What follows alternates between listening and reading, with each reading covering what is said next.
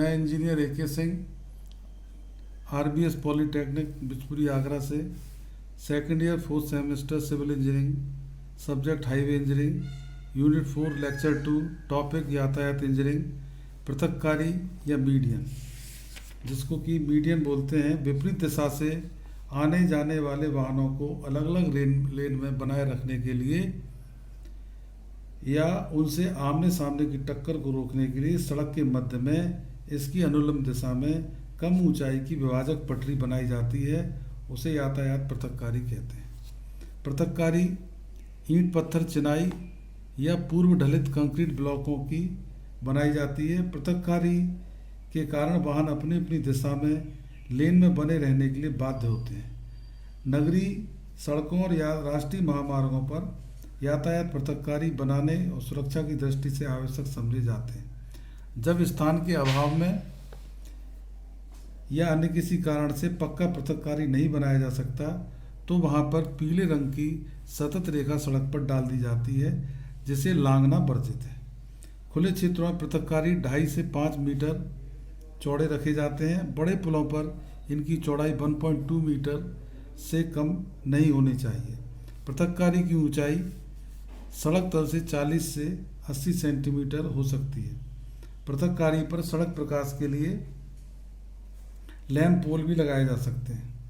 यदि पृथककारी पर्याप्त चौड़ा है तो इस पर कम ऊंचाई के बाड़, हेज, झाड़ियां या फूल पत्ती लगाई जा सकती हैं, जो विपरीत दिशा से आने वाले वाहनों की हेडलाइट की चौंध कम करती है और सड़क को शीतलता और सुंदरता प्रदान करती है। एक दिशा की बहुलेनी सड़क की लेन व्यवस्था अलग अलग दर्शाने के लिए 2 लेनों के मध्य सफ़ेद पेंट की असतत पट्टी लगाई जाती है। इसके बाद है पृथककारी अंतराल या मोड़ काट, मीडियन गैप या टर्न कट। किसी विपरीत दिशा आने वाली सड़क या क्रॉस सड़क पर मुड़ने के लिए अथवा संगम से पहले यू टर्न लेने के लिए लंबे सतत पृथककारी पर उपयुक्त दूरी के बाद इस पर गैप डाला जाता है। सड़क यातायात को देखते हुए महामार्गों की पृथककारी में 1.5 से 2 किलोमीटर के अंतराल पर यह काट या गैप रखना ठीक रहता है। पृथककारी में मोड़ काट की लंबाई पृथककारी की चौड़ाई को देखते हुए तय की जाती है। मीडियन कैप, पृथककारी की चौड़ाई अगर 1.2 मीटर है तो काट की न्यूनतम लंबाई 30 मीटर, अगर 2.5 मीटर है तो 21 मीटर, अगर 3 मीटर है पृथककारी की चौड़ाई तो 19 मीटर गैप की लंबाई, अगर 5 मीटर है तो गैप की लंबाई 14 मीटर रखी जाती है। कर्व या चैनल, पदातिपथ यानी कि फुटपाथ और सड़क पेमेंट की मिलन रेखा पर खड़ा पत्थर या कंक्रीट के ब्लॉक का पत्थर का या कंक्रीट का ब्लॉक लगाया जाता है, जिसे हम कर्व कहते हैं। यह पेमेंट का किनारा दर्शाता है, वाहनों को पदातिपथ पर चढ़ने से रोकता है और कर्व की ऊंचाई सड़क तल से 15 सेंटीमीटर रखी जाती है।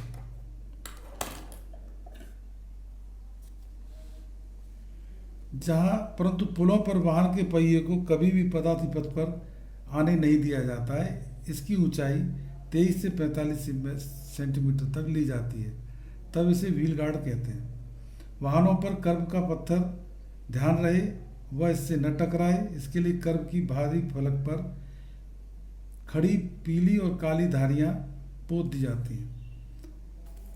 खुले क्षेत्रों में आपात स्थिति में वाहन को स्कंद या बर्म पर चढ़ने आने दिया जाता है। कर्व को कुट्टिम तल पर ही रखा जाता है और इसकी कुट्टम सिरे पर ऊंचाई 7 से 8 सेंटीमीटर ही रखी जाती है।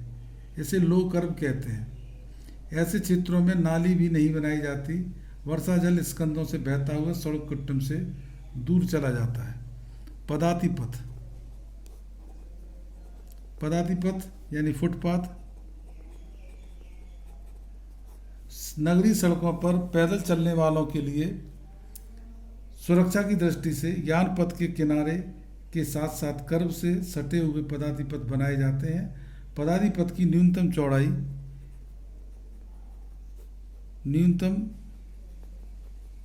चौड़ाई 1.5 मीटर रखी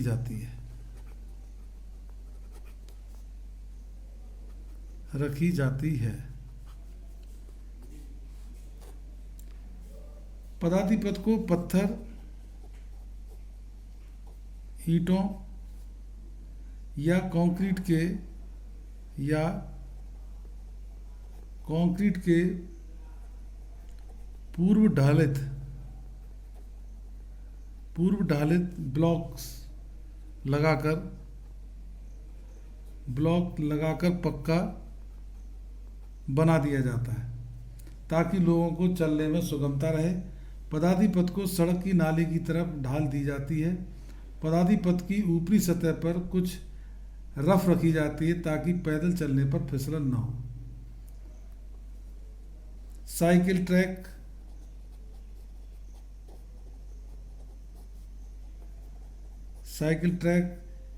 या साइकिल पट्टी ऐसी नगरीय सड़कों पर जहां 400 साइकिल सवार प्रति घंटा से अधिक चलते हैं, पेमेंट के साथ साथ साइकिल ट्रैक बनाया जाता है। साइकिल ट्रैक की न्यूनतम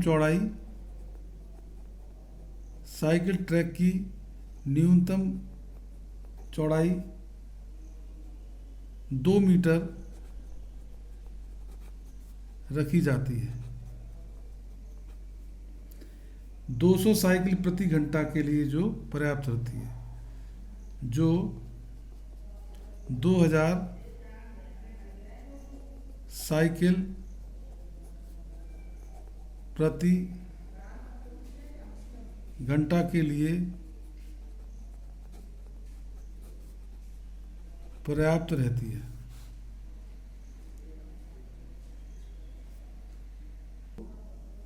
साइकिल ट्रैक को कम दूरी यानी 20 मीटर तक के लिए 1:20 के अनुदैर्घ्य ढाल दी जा सकती है। साइकिल ट्रैक को सड़क के किनारों से 1 मीटर दूर बनाना उत्तम रहता है और इस खाली पट्टी पर वृक्ष लगा दिए जाते हैं, साइकिल सवारों को जो छांव प्रदान करते हैं।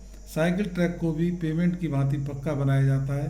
साइकिल ट्रैक नगरीय सड़कों के दोनों छोरों के साथ साथ बनाने चाहिए। ट्रैक पर 25 मीटर तक दरअस दूरी उपलब्ध होनी चाहिए। साइकिल की अभिकल्प गति 32 किलोमीटर प्रति घंटा ली जा सकती है। साइकिल ट्रैक को संगमों और रोटरी पर पार ले जाने के लिए उपयुक्त व्यवस्था की जाती है। गार्ड रेल या रक्षक धरनी, गार्ड रेल या रक्षक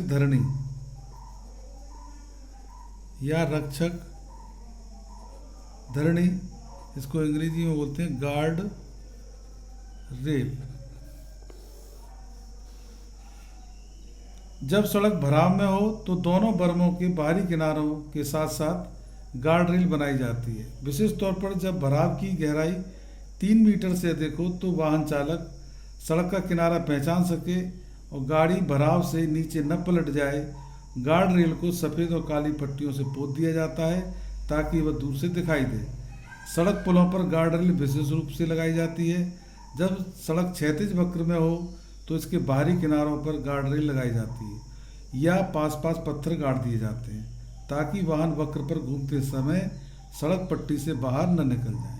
गार्ड रेल आवारा पशुओं को भराव की मृदा ढाल से अकस्मात सड़क पेमेंट पर चढ़ाने से रोकती है। पैदल यात्री को अकस्मात सड़क कुंटन पर आने से रोकने के लिए और फुटपलों पर गार्ड रेल लगाई जाती है। ये ISA 50-50 या लोहे की पत्ती 20x20 की जाल के रूप में बेल्ट करके बनाई जाती है। गार्ड रेल की ऊंचाई 1.2 मीटर और पैनल की ऊंचाई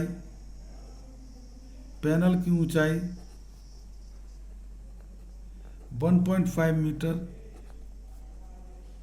रखी जाती है।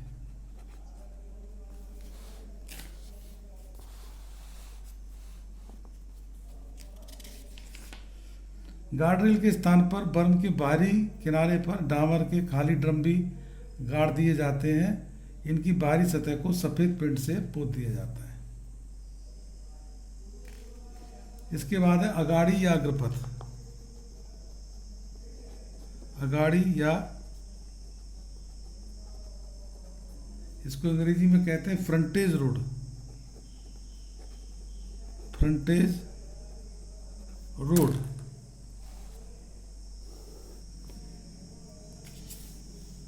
यह उपसड़क भवनों की पंक्ति के ठीक आगे और मुख्य सड़क के समानांतर बनाई जाती है।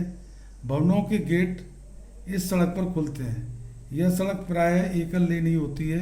अग्र सड़क को कुछ दूरी पर मुख्य सड़क से जोड़ दिया जाता है। अग्र सड़क और मुख्य सड़क के मध्य पर्याप्त चौड़ी हरी पट्टी डाली जाती है। अग्र सड़क भवन वासियों को सुरक्षा बनाए रखती है और मुख्य सड़क के यातायात को आवासों से दूर रखती है। यह भवन पंक्ति के पिछवाड़े बनाई जाती है। इसमें पानी के पाइप और सीवर लाइन डाली जाती है। इसे सर्विस रोड भी कहते हैं।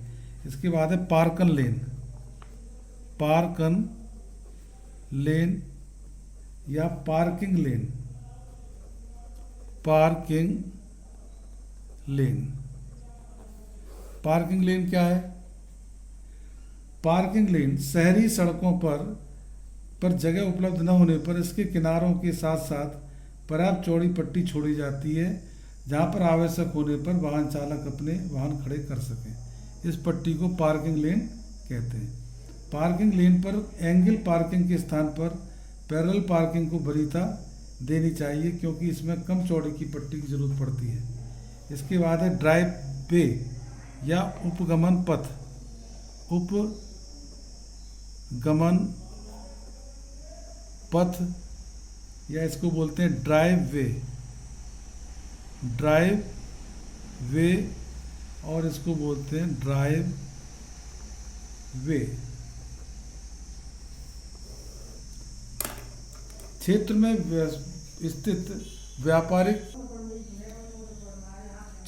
स्थित व्यापारिक संस्थानों, पेट्रोल पंप, वाहन मरम्मत स्टेशन आदि को मुख्य सड़क से जोड़ने वाले मार्ग ड्राइव वे कहलाते हैं। इसका मैं चित्र आपको दे दूंगा, समझ लेना। वाहन रोक पट्टी, वाहन रोक पट्टी या ले बाई और बस बे, ये इसका अंग्रेजी में नाम है। महामार्गों और नगरीय सड़कों पर उचित दूरी पर सड़क पेवमेंट से सटी वाहन रोक पट्टी बनाई जाती है, जहां पर क्षतिग्रस्त वाहन सामान्य यातायात को बाधा पहुंचाए बगैर अस्थायी पार्किंग कर सकें या यात्री बसें रुककर सवारियां उतार चढ़ा सकें। ये 15 बाई 15 का 15 मीटर बाई 5 मीटर का स्थान पर्याप्त रहता है, जो सड़क पेवमेंट को अधिक चौड़ा रखकर उपलब्ध कराया जाता है। वाहन रोक पट्टी को दर्शाने के लिए इसकी लंबाई पर सफ़ेद पेंट की रेखा डाल दी जाती है। नगरीय सड़कों पर जहां यात्री बसें चलती हैं, यात्रियों को उतारने और चढ़ाने के लिए सड़क पेवमेंट को 9.5 या 3 मीटर 9.5 मीटर इंटू 3 मीटर बर्म की तरफ अधिक चौड़ा बनाकर इससे सटा bus shelter 8 metre by 2 metre बनाया जाता है। सड़क पार्कन या बस संगम दोनों पढ़ना है। रोड क्रॉसिंग्स एंड जंक्शंस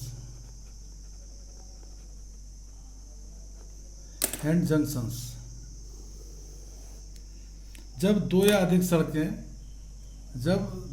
अधिक सड़कें विभिन्न दिशाओं में आकर एक दूसरे को पार करती हैं, तब इसे सड़क पार्कन या क्रॉसिंग कहते हैं। सड़कें एक ही तल पर या विभिन्न तलों पर एक दूसरे को पार कर सकती हैं। इसका पार्कन कोण भी समकोण अथवा भिन्न हो सकता है। पार्क सड़कों के तल के आधार पर सड़क पार्किंग 2 श्रेणियों में बांटी जा सकती है। पहला है लेवल क्रॉसिंग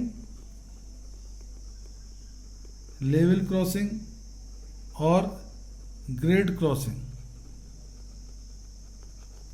सेकंड है विषम तल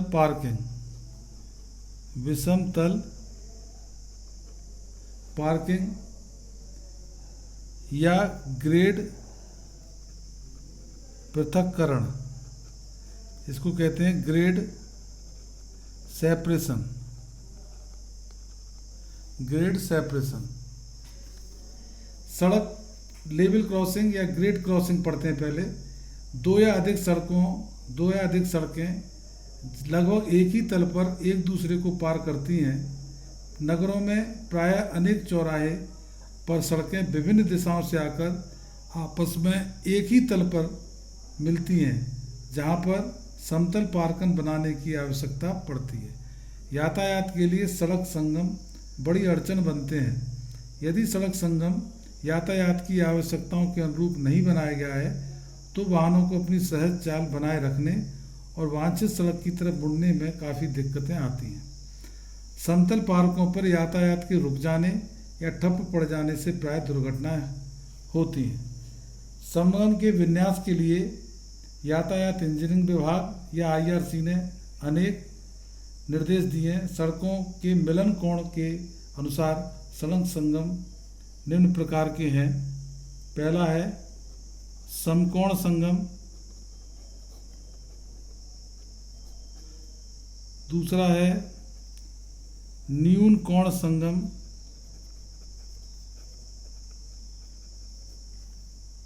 तीसरा है असम्मुख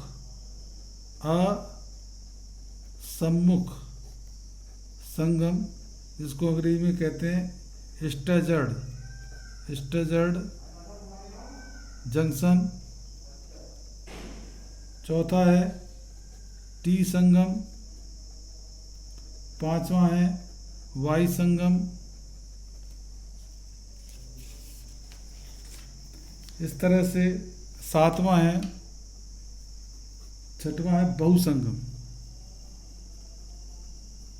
बहुसंगम।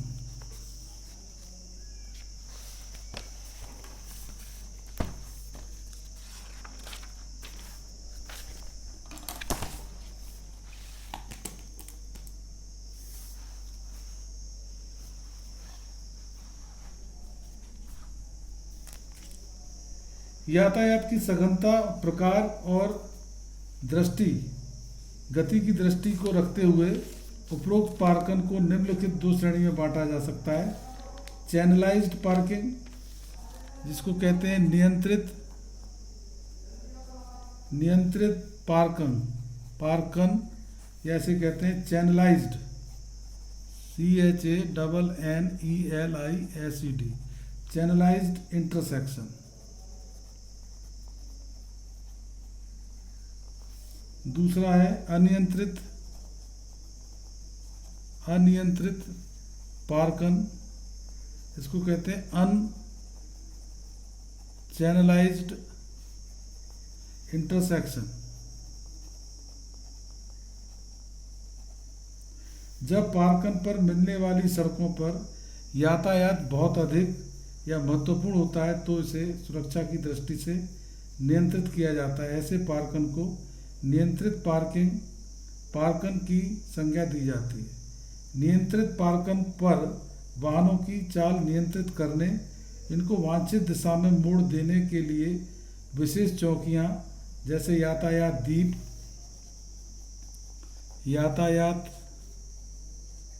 दीप, आश्रय दीप या गाइड दीप इत्यादि बनाए जाते हैं और सड़क अंकन किया जाता है। अनियंत्रित पार्कन पर यातायात संचालन की कोई व्यवस्था नहीं रहती। वाहन चालक अपनी सूझबूझ से ही पार्कन को लांघते रहते हैं। अतः अनियंत्रित पार्कन पर दुर्घटना की संभावना बनी रहती है और भारी यातायात के समय प्रायः इन पर यातायात पुलिसकर्मी की ड्यूटी लगा दी जाती है। सुरक्षित परिचालन की दृष्टि से नियंत्रित पार्कन उत्तम सिद्ध होती है। इन पर दुर्घटनाओं की संभावना कम रहती है। भारत में सड़क यातायात के नियमों के अनुसार वाहनों को अपने बाईं तरफ रहना होता है। सड़क संगम पर इसी नियम का पालन आवश्यक है। वाहनों की प्रवाह दिशा तीरों द्वारा दर्शाई जाती है। सड़क संगम के लिए विचारणीय बात है। सड़कों के संगम का सड़क संगम के लिए विचारणीय बात है। पहला, संगम समतल और खुले क्षेत्रों में होने चाहिए। पहला, समतल और खुले क्षेत्र में बनाना चाहिए। जहाँ तक संभव हो सके न्यून कोण संगम नहीं बनाने चाहिए, क्योंकि वहाँ पर दुर्घटनाओं के कारण बनते। 45 डिग्री से कम कोण पर सड़कों को क्षैतिज वक्र देकर मिलना चाहिए। उत्तम क्रॉसिंग तब होता है जब दो सड़कें, उत्तम क्रॉसिंग तब होता है जब दो सड़कें 90 डिग्री के कोण पर मिलती है।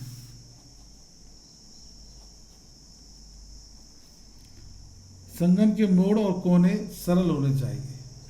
संगम स्थल पर पर्याप्त दूरी उपलब्ध होनी चाहिए, ताकि एक सड़क के वाहन बगल की दूसरी सड़क पर आने के लिए वाहनों को दूर से देख सकें।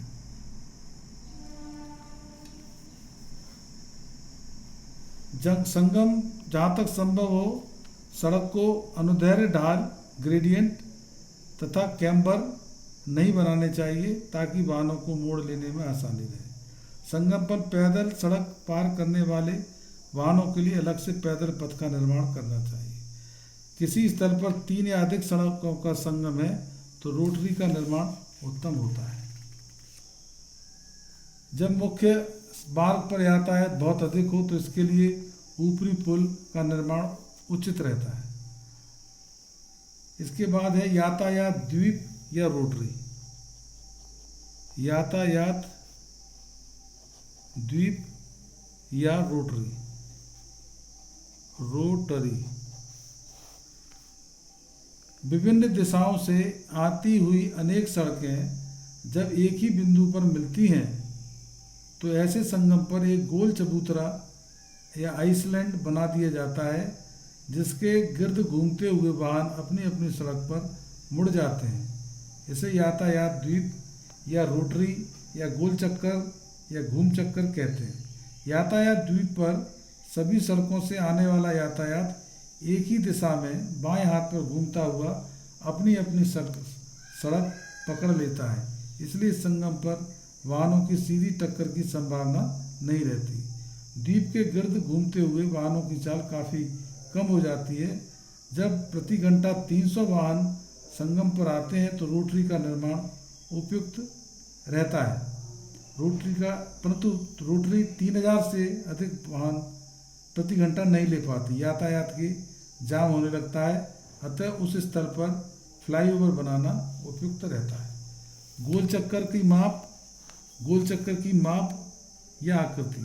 यातायात द्वीप गोल चक्कर का व्यास 15 मीटर से कम, यातायात द्वीप का व्यास 15 मीटर से कम नहीं होना चाहिए, ताकि एक सामान्य बस आसानी से इसके गिर्द घूम सके। वाहनों की 30 किलोमीटर घंटा की चाल के लिए रोटरी का व्यास 15 से 20-25 मीटर रखा जाता है। वाहनों की 30 किलोमीटर पर आवर की चाल के लिए रोटरी का व्यास 15 से 25 मीटर रखा जाता है।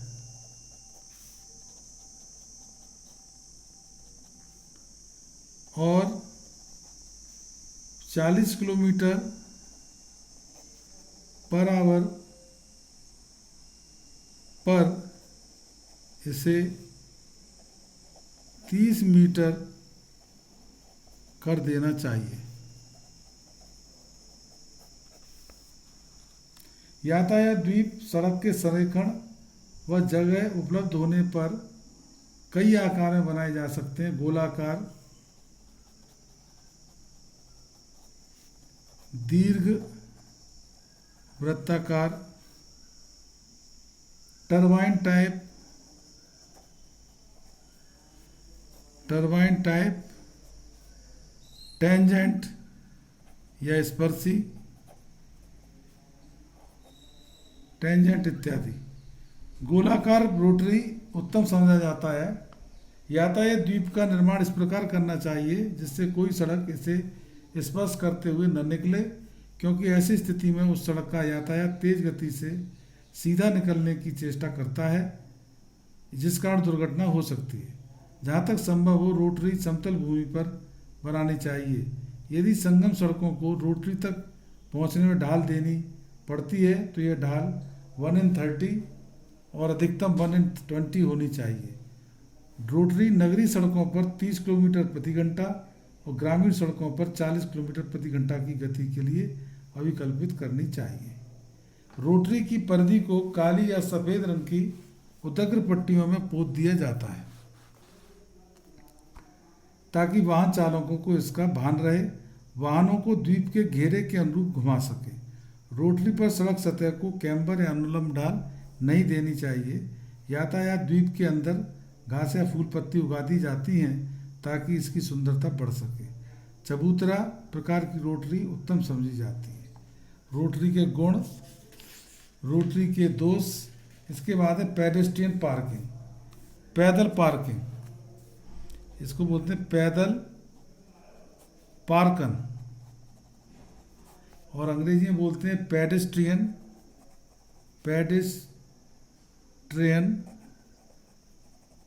पार्किंग। क्या कहलाती है पेडेस्ट्रियन पार्किंग? तो पैदल यात्रियों को सड़क पार करने के लिए पार्किंग संगम से कुछ पहले बनाया जाता है। यह कुछ विशेष निर्माण नहीं होता है, बल्कि सड़क के आर पार सफ़ेद काली पट्टियाँ, पर्याप्त चौड़ी पट्टी बना दी जाती है जिससे पहचान कर वाहन चालक अपने वाहन धीमे कर लें और पैदल यात्री पट्टी का अनुसरण करते हुए सुरक्षित सड़क पार कर सकें। पैदल पार्किंग के मध्य में आश्रय द्वीप बना दिया जाता है ताकि पैदल यात्री सड़क पार करते समय आवश्यकता पड़ने पर इस पर रुक सकें। इसके बाद है आश्रय द्वीप, जिसको कहते हैं रिफ्यूज आइसलैंड। आश्रय द्वीप पैदल सड़क पार करने वालों की सुविधा और सुरक्षा के लिए संगम से कुछ पहले एक द्वीप चबूतरा सड़क के मध्य में बनाया जाता है। सड़क पार करते समय अकस्मात तेजी से आने और किसी वाहन की चपेट से बचने के लिए पैदल यात्री इस चबूतरे पर रुककर आश्रय पा लेते हैं। आश्रय द्वीप विशेषकर असहाय बुढ़ों, बच्चों को सड़क पार करते समय सुरक्षा प्रदान करता है, क्योंकि किसी अति निकट आते वाहन को देखकर वे तेज भागकर सड़क की पूरी चौड़ी लंबाई पार नहीं कर पाते। आश्रय द्वीप संगम के प्रवेश करने अथवा निकलने के वाले वाहनों को भी अलग लेन से रखना चाहिए जिससे इनकी टक्कर न होने पाए। आश्रय द्वीप सामान्यतः सड़क तल से 15 से 20 सेंटीमीटर ऊंचा बनाया जाता है। इनकी साइडों की सफ़ेद काली पट्टियां पोत दी जाती हैं ताकि इनसे दूर से इनकी पहचान रहे, वाहन इसे टक्कर न मार दें।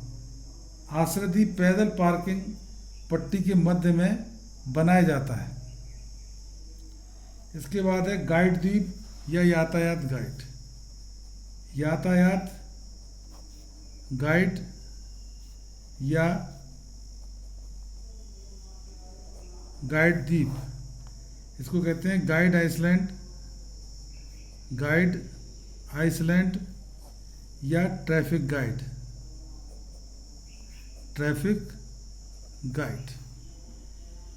गाइड द्वीप यातायात गाइड चिनाई के त्रिभुजाकार चबूतरे होते हैं, संगम से पहले सड़क के मध्य में बनाए जाते हैं। गाइड द्वीप संगम को जाने और बाहर निकलने वाले वाहनों को अपनी अपनी लेन में बने रहने के लिए बाध्य करते हैं ताकि इनमें टक्कर न हो। वह भी सड़क तल से ऊपर उठे रहते हैं और सफ़ेद काली पट्टियां पोत दी जाती हैं ताकि ड्राइवर इन्हें पहचान सके। सुरंग पथ या अधोमार्ग या सबवे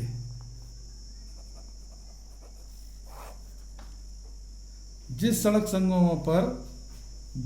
संगमों पर वाहनों का यातायात बहुत अधिक तथा लगातार बना रहता है और पैदल चलने वालों को सड़क पार करने में दिक्कत आती है, वहाँ सड़क के नीचे आर पार एक क्षैतिज मार्ग सुरंग बना दी जाती है।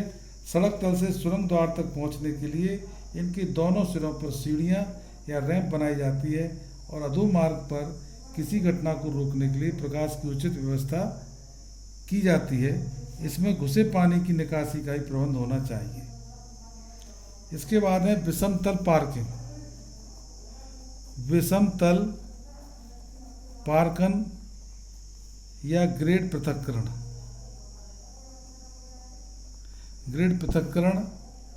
या ऊपरी पार्कन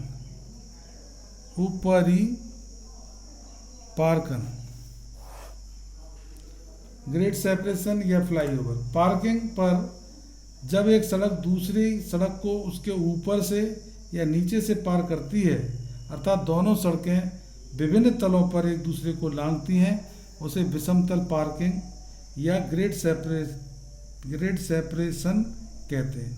इसके लिए ओवरब्रिज या अंडरब्रिज बनाया जाता है। सड़क को पुल के पाटन तक लाने के लिए इसके दोनों सिरों पर रैंप दी जाती है। विषमतल पार्क समतल पार्किंग से अधिक सुविधाजनक और सुरक्षित होते हैं क्योंकि वाहनों को पार्किंग पर कोई दिक्कत नहीं होती। वह गति धीमी किए बगैर पार्क पुल के से निकल जाते हैं। ऐसे पार्किंग पर दुर्घटना कम होती है। जब सड़क संगम पर 3000 या अधिक वाहन प्रति घंटा की दर से निकलते हों, ग्रेड सेपरेशन का निर्माण आवश्यक हो जाता है। ग्रेड सेपरेशन को फ्लाईओवर या ओवर क्रॉसिंग भी कहते हैं। पुल के आलंबन गर्डरों की निचली सड़क तल से शुद्ध ऊंचाई 5 मीटर से कम नहीं होनी चाहिए। फ्लाईओवर कहलाता है ये।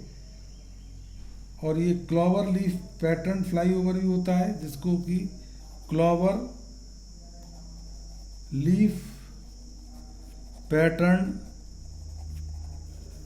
फ्लाईओवर या इसको कहते हैं इंटरचेंजर।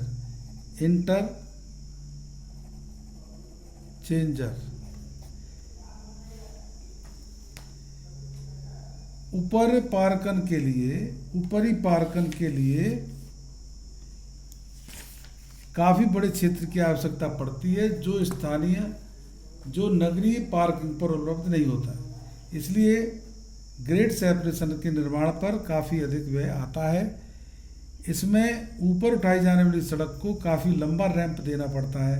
रैंप देने के कारण सड़क के किनारे बने आवास दुकानों को दिक्कत आती है। इसके फायदे और अलाव आप पढ़ लीजिएगा। ओवरब्रिज और अंडरब्रिज की तुलना। इसके बाद है ट्रैफिक यातायात अंकन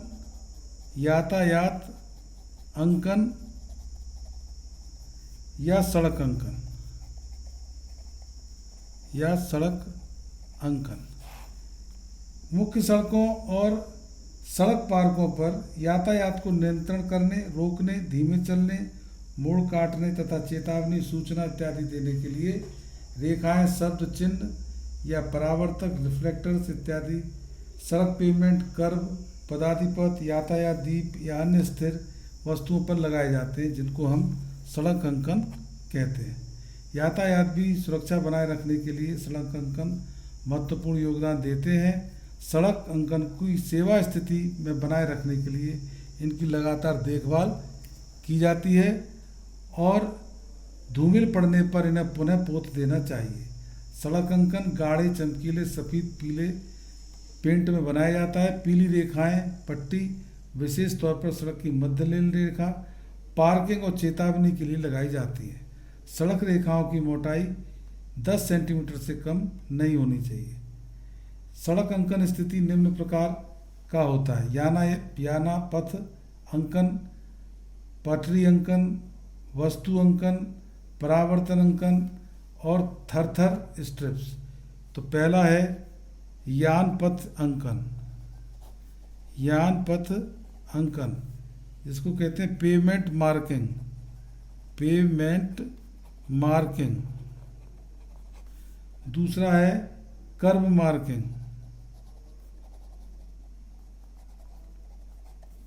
तीसरा है ऑब्जेक्ट मार्किंग।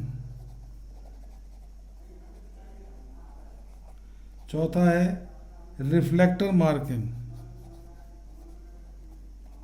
Reflector marking.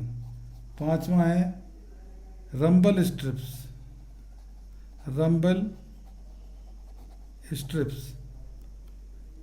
इसके साथ ये अगले लेक्चर में पढ़ेंगे इसी चैप्टर को। अभी यूनिट 4 अभी ख़त्म नहीं हुई है, इसके लेक्चर 3 और आगे पढ़ेंगे। ओके।